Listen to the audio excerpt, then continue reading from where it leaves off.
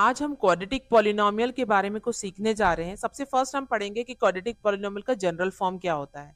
उसके बाद हम उसके जीरोस निकालना सीखेंगे और जीरोस निकाल के हम जीरोस एंड कोफिशिएंट्स के बीच में रिलेशनशिप वेरीफाई भी करेंगे। तो सीखते हैं हम ऐसे इस तरह के क्वेश्चन कैसे करते हैं और क्वाड्रेटिक पॉलिनोमियल के बारे में भी कुछ हम जानते हैं।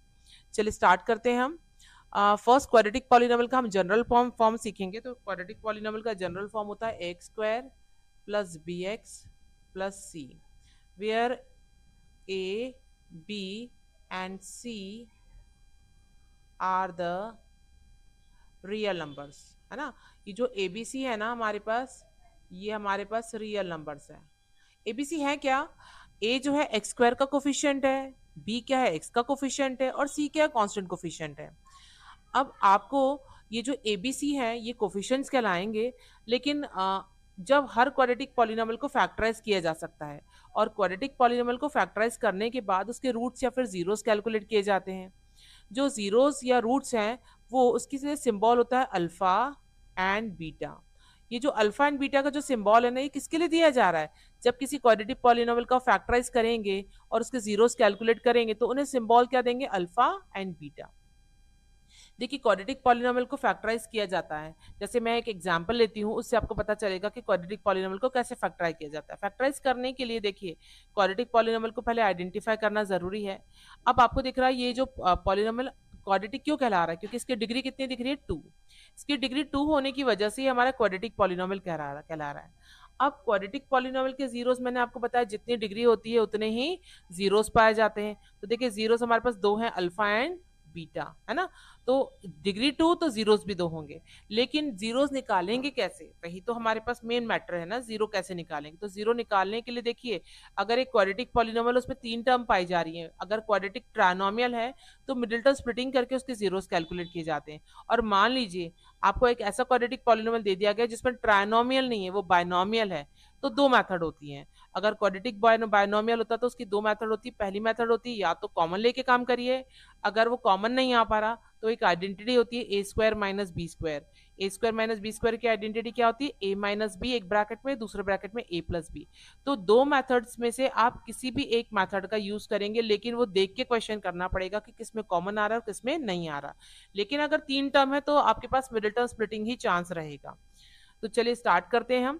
मिडिल टर्म स्प्लिटिंग के अलावा जीरोस निकालने का एक और मेथड होता है क्वाड्रेटिक फार्मूला। क्वाड्रेटिक फार्मूला से भी आप किसी क्वाड्रेटिक पॉलिनोमियल के जीरोस कैलकुलेट कर सकते हैं, लेकिन क्वाड्रेटिक फार्मूला मैं आपको नेक्स्ट वीडियो में बताऊंगी। अभी आपको मैं मिडिल टर्म स्प्लिटिंग या फिर क्वाड्रेटिक बायनोमियल है तो कॉमन लेके कैसे हम क्वेश्चन करेंगे वो सीखते हैं।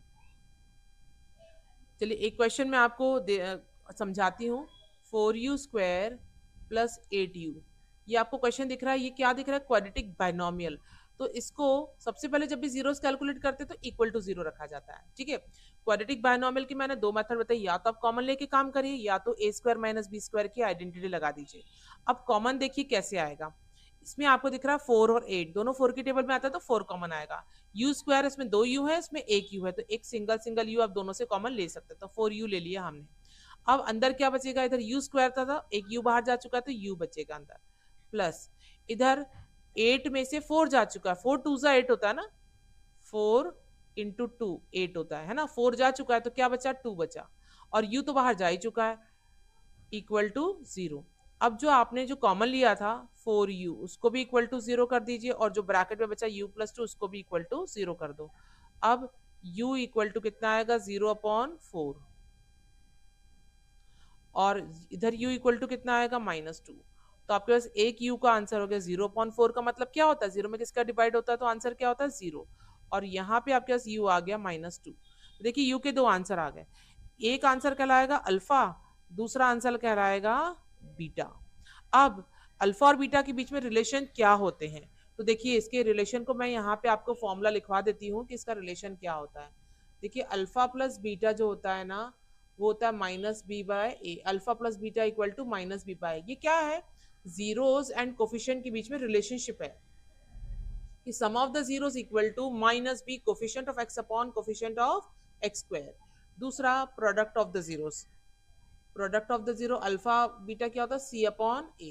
प्रोडक्ट ऑफ द जीरोस होता है constant coefficient upon coefficient of x square. तो देखिए ये दोनों रिलेशनशिप हैं जो आपको वेरीफाई करने के लिए एग्जाम में आ सकते हैं। हम इन दोनों रिलेशनशिप को वेरीफाई करते हैं हमारे गिवन क्वेश्चन में। जो क्वेश्चन मैंने लिया है उसके अकॉर्डिंग हमारे पास ए क्या होता है, स्क्वायर वाले टर्म का कोफिशिएंट तो 4। फिर बी क्या है हमारे पास, जो यू दिख रहा है ना उसका कोफिशिएंट तो 8। और सी क्या होता है, कांस्टेंट कोफिशिएंट, तो वो तो है ही नहीं, तो सी की जगह 0 डाल दो। ठीक है, अब आपके पास alpha plus beta equal to relation क्या है, देखो रिलेशन क्या है हमारे पास रिलेशन है alpha plus beta equal to minus B by. तो वो रिलेशन हमको वेरीफाई करना, तो पहले मैं अल्फा प्लस बीटा निकालती हूँ क्योंकि अभी हमारे पास इक्वल तो है नहीं, पहले हमें इक्वल लाना पड़ेगा। अल्फा की जगह क्या रखेंगे हम 0, बीटा की जगह हम क्या रखेंगे माइनस का 2, है ना, 0 प्लस माइनस 2, तो आपके पास 0 प्लस माइनस क्या हो जाएगा माइनस, तो माइनस का 2 आ गया। अल्फा प्लस बीटा निकल के आया -2। अब हम क्या करेंगे, माइनस बी बाय निकालेंगे, माइनस बी बाय कैलकुलेट करो, तो माइनस बी की जगह पे डाल दो 8 और ए की जगह पे डाल दो 4, कैंसिल करो कितना आया -2। देखो पहला रिलेशन आपके पास प्रूफ हो गया, alpha plus beta equal to minus B by A. दूसरा क्या रिलेशन हमारे पास, alpha plus beta equal to C by, तो चलिए alpha plus beta equal to हम सी बाय ए करते हैं, अल्फा बीटा पहले कैलकुलेट करते हैं। तो अल्फा बीटा के लिए 0 इंटू -2 तो कितना बना 0। अब हम सी बाय निकालते हैं, तो सी बाय ए के लिए हम क्या करेंगे, सी की जगह हमारे पास कितना है 0, ए की जगह पे कितना है 4, तो आप 0/4 कैलकुलेट करोगे तो कितना आएगा 0 आएगा। देखो प्रूफ हो गया alpha beta equal to C by A. देखिए फर्स्ट क्वेश्चन में आपके पास एक क्वाड्रेटिक बायनोमियल था और इसको हमने पूरा किया, पहले हमने इसके जीरोस कैलकुलेट किए, फिर हमने कोफिशिएंट यहाँ पे जीरोस एंड कोफिशिएंट के बीच में रिलेशनशिप वेरीफाई कर दिया। पहला रिलेशन क्या था, alpha plus beta equal to minus B by, दूसरा रिलेशन था alpha beta equal to C by. अब हम दूसरा क्वेश्चन लेते हैं, ये तो क्वाड्रेटिक बायनोमियल था जिसमें एक से कॉमन आ रहा था। अब एक ऐसा क्वेश्चन लेते हैं जिसमें कि हमारे पास कॉमन नहीं आता। चलिए दूसरा क्वेश्चन लेते हैं, x square minus 11 equal to 0। अब देखिए इन दोनों में कुछ कॉमन दिख रहा है आपको, नहीं कुछ भी नहीं दिख रहा। आपको एक क्वाड्रेटिक बायनोमियल दिया है, मैंने इसको इक्वल टू 0 डाल दिया, क्यों डाला, क्योंकि मुझे 0 कैलकुलेट करना है। अब यहाँ पे आपके पास इनमें कुछ कॉमन तो दिख नहीं रहा, तो क्या करें हम, एक्स स्क्वायर को एक्स स्क्वायर रखते हैं, 11 को लिखते हैं √11 का स्क्वायर इक्वल टू 0। अब इसमें आइडेंटिटी लगा दो, A square minus B square equal to A minus B A plus B. अब ये आपके पास इसमें आइडेंटिटी लगाओ, ए की जगह x है और b की जगह √11 है, तो x माइनस √11 फिर x प्लस √11 इक्वल टू 0। अब x minus √11 equal to 0, x plus √11 equal to 0, तो x इक्वल टू आ गया √11, इधर x इक्वल टू आ गया माइनस √11। देखिए इसमें से एक आपके पास अल्फा हो गया, दूसरा आपके पास बीटा हो गया। देखिए ये भी क्वाड्रेटिक बायनोमियल था, पहला क्वेश्चन है ना, जो पहला क्वेश्चन था ये भी आपके पास क्वाड्रेटिक बायनोमियल था। अब ये भी क्वाड्रेटिक बायनोमियल है, लेकिन दिक्कत क्या है, इसमें कॉमन नहीं है और इसमें आपके पास कॉमन है। तो कॉमन लेने वाले क्वेश्चन में अगर कॉमन आ रहा तो फटाफट कॉमन ले लीजिए, और जो कॉमन लिया और जो ब्रैकेट में बचा दोनों को सेपरेटली इक्वल टू 0 रखिए और आंसर निकाल दीजिए वेरिएबल का। लेकिन जब कॉमन नहीं आता तो और बीच में माइनस हो, तो आप ए स्क्वायर माइनस बी स्क्वायर की आइडेंटिटी लगा के, आप ये वाली आइडेंटिटी लगा के दो एक्स के आंसर निकाल देंगे, मतलब अल्फा एंड बीटा निकाल देंगे। अब आपको रिलेशनशिप वेरीफाई करना है। चलिए रिलेशनशिप वेरीफाई करने के लिए हम क्या करते हैं, पहले मैं आइडेंटिटी को एक बॉक्स के अंदर बंद कर देती हूँ, जैसे आप कंफ्यूज नहीं हो, ये आइडेंटिटी है। अब रिलेशनशिप वेरीफाई करते हैं। चलिए पहला रिलेशन आपके पास क्या आएगा, alpha plus beta equal to minus B by, तो अभी इक्वल टू हम नहीं लगा रहे हैं ना, अभी हम इक्वल टू नहीं लगा रहे हैं यहाँ पे।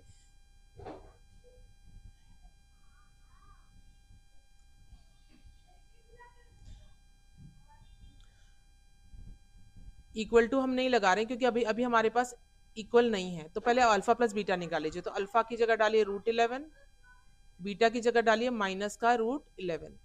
अब ये √11 माइनस √11 कितना बना 0। अब आप क्या करिए, माइनस बी बाय निकालिए, तो माइनस बी बाय ए।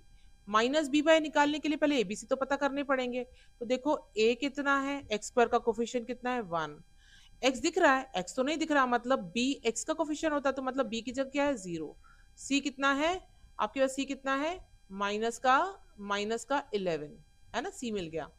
अब क्या करेंगे, माइनस बी बाय, तो माइनस बी तो -0/1 तो कितना बना 0, देखो प्रूफ हो गया, alpha plus beta equal to -b/a।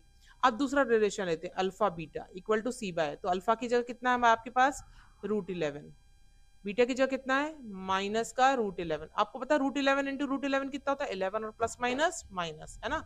अब c/a निकालो, तो c/a निकालने के लिए c की जगह आपके पास कितना है -11, a की जगह कितना है 1, तो -11 आया ना। देखो alpha beta equal to c/a proof हो गया, तो alpha beta equal to c/a। Hope आपको क्वाड्रेटिक बायनोमियल को फैक्टराइज करना समझ में आ गया होगा, साथ ही आपको जीरोस एंड कोफिशिएंट्स के बीच में रिलेशन भी कैसे वेरीफाई करते हैं वो भी क्लियर हो चुका होगा। आप इनको प्रैक्टिस करिएगा, और प्रैक्टिस करने से आपकी ये सब चीजें इंप्रूव हो जाएंगी। नेक्स्ट वीडियो में हम क्वाड्रेटिक ट्राइनोमियल को फैक्टराइज करना सीखेंगे, और उसके भी जीरोस एंड कोफिशिएंट के बीच में रिलेशनशिप वेरीफाई करेंगे।